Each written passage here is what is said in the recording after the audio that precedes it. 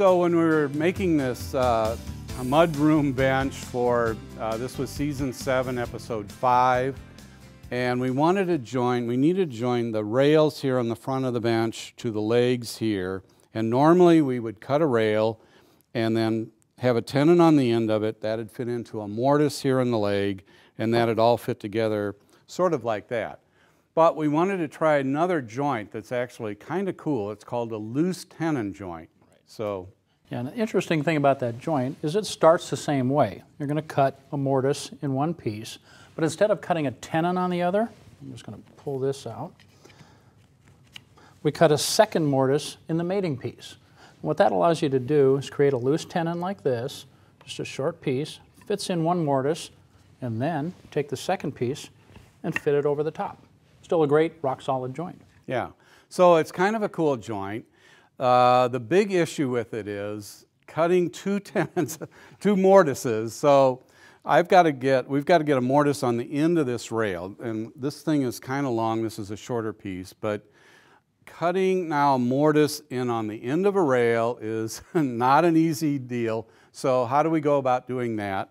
And we have a jig that helps steady a router so that when we've put the, take this off, so our rail is now mounted in the bench, and we've made this jig. It's like a tuning fork.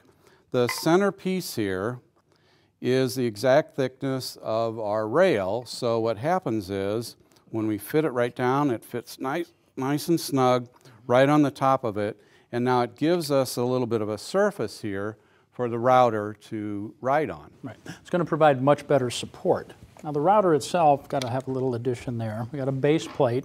There's a couple of fences, and the width of that matches the size of our workpiece. So when you set it in place, fit that over there, you can kind of press that down. You can see, line everything up. Then all you got to do is add a clamp to lock that saddle jig in place. So it's kind of cool. The thing is that when you put that on, one of the big issues is how far down should this part of the jig be mounted, and you have to measure down and get it all messed. Well, it's actually easy. So you actually start with it up high. You can see it's high here, and as you put the router on there, the base here now fits right on top of this rail and automatically sets the height of this sort of tuning fork part of it that it rests on. And now I can just put my clamp on there and tighten it down, and it's set. All right. Once you got that locked in place, you're ready to route the mortise just like we did on the show. Right. I'll make a full plunge cut at the start of the mortise and a full plunge cut at the end of the mortise. Then I'll remove the waste, making multiple passes in between.